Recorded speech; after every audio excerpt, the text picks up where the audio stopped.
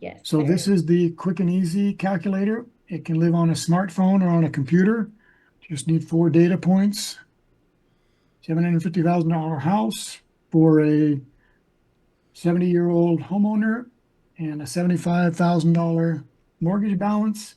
And we'll put them in the great state of Utah.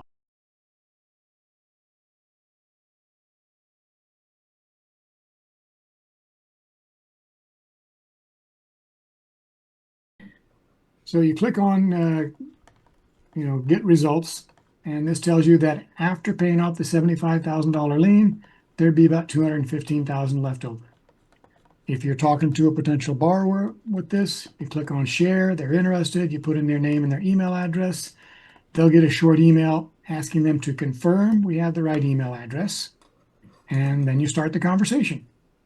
If you're a financial planner using this, you probably don't want to put in the borrower's information yet. You want to get the details from the loan officer first. So maybe you put in the borrower's name, show borrower, and the financial planner's email address. And that way we know who we're talking about when we're having the conversation with you. And the obvious answer is, oh, this can be used by financial planners? Yes. Every financial planner is connected with one particular loan officer. So one loan officer might have five planners they're connected to, and another one might have six, another one three, or whatever. So the loan officer can invite a financial planner to use this. There's no login, there's no password, there's no personal information. So they don't have to worry about, having their client get tagged with a bunch of emails and text messages and Dave Foot calling them at 2 in the morning and stuff like that. Because I'm up at 2 o'clock in the morning. Talking to Elon, I know. So if you want to do some real modeling with it, then you'll do the modeling system that we've got. So you click on the landing page. You don't have to start there. You can start right here. We'll type in the same info we had before on that quick and easy calculator, $750,000 home in Utah, excellent credit history, $350 a month car payment, 125 for credit card payments in a single family residence, two people in the home, no HOA, 1850 square feet. Ooh, that's a big one. 1850 square feet, no other properties. 5,700 a month in income, 15 grand in the checking account, and 125 in the IRA. And that's all they've got. First mortgage balance is at $75,000. Monthly payment on principal and interest alone is $350. They got the loan 4 years ago when rates were low. Now they only have 26 years left. It's a principal and interest only payment. Call it 4,500 in property taxes, 1,500 in insurance, and no other liens. Click on Get Results, and you'll get a graph first of all. And so if it pops up, you'll be able to say, all right, you got a lot of equity now. If you get a reverse mortgage and never make any payments and never draw on the line of credit, you'll still have a lot of equity. I like to call this the big Pacific Ocean of blue equity. Your green is your loan balance going up over time because you're not making any payments. You can if you want to, and we'll see how you can model that. But here it's starting at that $75,000 plus some fees, and we'll talk about that later, that are financed, and it goes up. Line of credit is that 215 you saw earlier, and that's growing as well. Both of these are growing at the same clip. That's the 1% treasury plus the margin plus a 0.5% for FHA. So this growth has nothing to do with your property value or your age or your income or your credit rating or whether there's one or two people on the loan at the time. It's just an automatic growth. At the bottom here, we got that same chart in a smaller size with some actual numbers because a lot of people want to see some real numbers. If this reverse mortgage stays on the property for 15 more years and our assumptions are correct, at 3% per year, your property will go up to 1,168,000.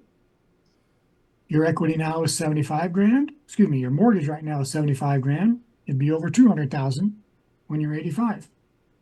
Your 675 of equity would grow by $275,000 to 950 without making any payments.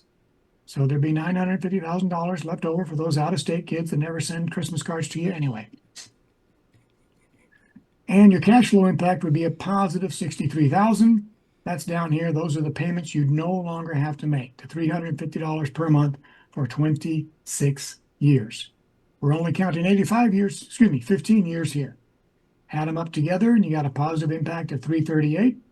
And if you happen to need any money at 85, you got $470,000 just waiting for you. So how do we come up with these assumptions? Let's look through them. First of all, we're going to talk about making voluntary payments on a reverse mortgage. I mentioned before, not many people do that, but those that do, they've kind of found the secret sauce. You're making $350 a month now. You're committed to making it for another 26 years. Why don't you do it just for another 5? Let's see what would happen if you were to do that.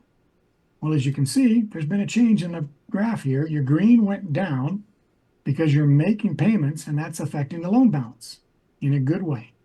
Your yellow went up because all of that money is going into the line of credit. So if you remember what we had down here before, it was below 500,000, 470 or so. Now it's over 500,000 because of those $350 payments for 5 years.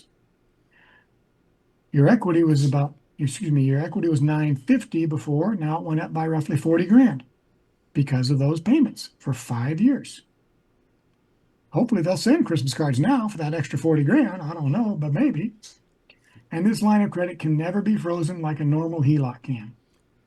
As long as you pay your property taxes and insurance on time and you make no default on the reverse mortgage, you will always have access to your money. No matter what the market is doing, if your house burns down, you still have access to the money.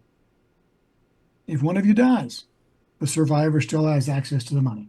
That shouldn't be motivation, don't misunderstand me, but it's always there. So that's one aspect of our modeling. Second one is, what if you want to get money out of the reverse mortgage? Well, yeah, I got that car loan. Let's pay it off. 10 grand up front, please. You got it. And in my 80s, I might need some help around the house. So what if I model this out to, say, 16 years from now? I want to get some in-home care. And I think the most I probably need would be about 3 years. How much can I have? Well, in 3 years, you'd have be able to pull out over 15 grand a month. Maybe you want to save some money for a rainy day fund, so you only take out $10,000 a month for those 3 years. How does that change things? Let's look up here. You see the line of credit take a big dip right here?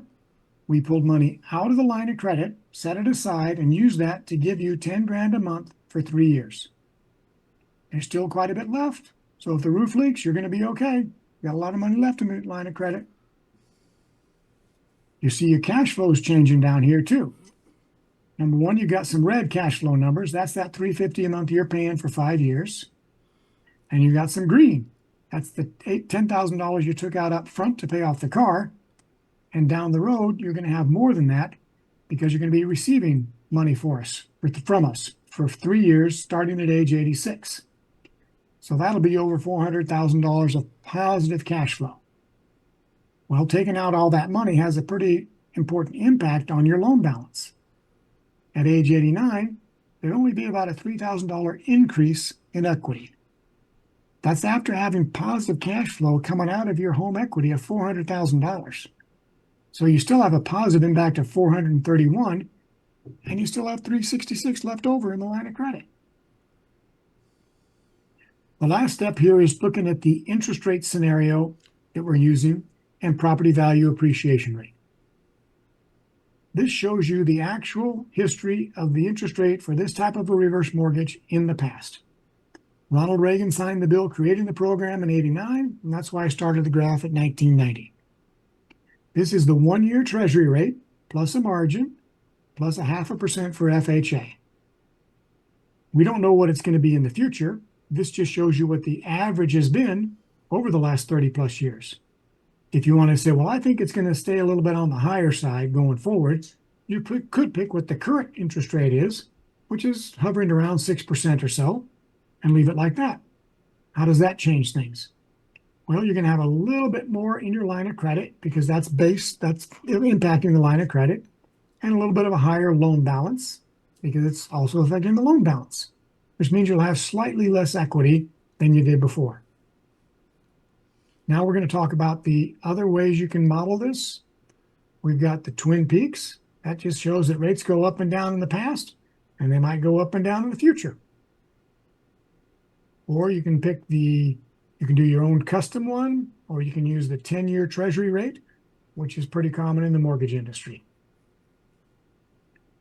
The last one here is the property value appreciation rate. We default at 3%. Historically, for your expected life, according to Social Security, the average across 20 major cities has been about 3.77. You might live in a neighborhood where you feel like 4% is a reasonable number. So if you model it like that, you scroll on down and you see how things have changed. Now you have quite a bit more equity because you're appreciating at 4%. Once you've gone through this and figured out what you want to model for your reverse mortgage, you then say, okay, well, this is good. I like these charts and these pictures are nice, but show me the numbers. I want to see the real numbers. Before we get to that, we're going to have a little bit of verbiage here. So we make sure you understand what cash flow is impacted with a reverse mortgage. You're never forced to make any principal or interest payments on a monthly basis. The only time you're forced to pay is if you sell the house or turn it into an Airbnb and we find out or something like that. And you can redraw whatever payments you make because they're going into the line of credit. That line of credit can never be frozen. It's insured by the US government. The only way we can suspend it is if you default. And the line of credit growth has typically been well above inflation. Right now, it's about 5.88%. You saw those 3 years of payments. That's sort of an annuity style payment. It's very flexible. If you set it up for 3 years and then change your mind after 1 year, no problem. We'll just stop the other 2 years and put that money back in your line of credit. And then you can restart it 6 months later if you want to. This is a non-recourse loan. There's no personal responsibility to repay. So if you were a loan officer, I'd say study this well, because this is explaining the features and benefits that you get when you pay the FHA fee, which in this case is $15,000. These fees are financed. None of them are out of pocket. The only one that's out of pocket is what we call the counseling session. That's an independent interview where you'll be speaking with somebody that has no horse in the race. And their job is to make sure grandma's not getting pushed into some financial deal she doesn't really understand or want or need. $6,000 origination fee is kind of like points on a conventional loan. And the closing costs are title insurance, appraisal, and so on. Also similar to a conventional loan. So the big one is FHA. And if what you get for that FHA insurance, if you don't feel there's value there, then fine. You've done the research. You know you don't have to move forward. We don't have any of your personal information. You're not going to get bombarded with texts and emails and such. Just close your browser. Here are the numbers. The cash flow chart is built on you not paying $350 a month for 26 years. That's showing off here. You getting 10 grand now to pay off your car loan. You giving us that same $350 a month for 5 years. And then we're giving you $10,000 a month for 3 years. And here it is annually and on a consolidated basis over time. The amortization schedule is our way of trying to predict how much equity you'll have in your property in the future. That's showing up over here.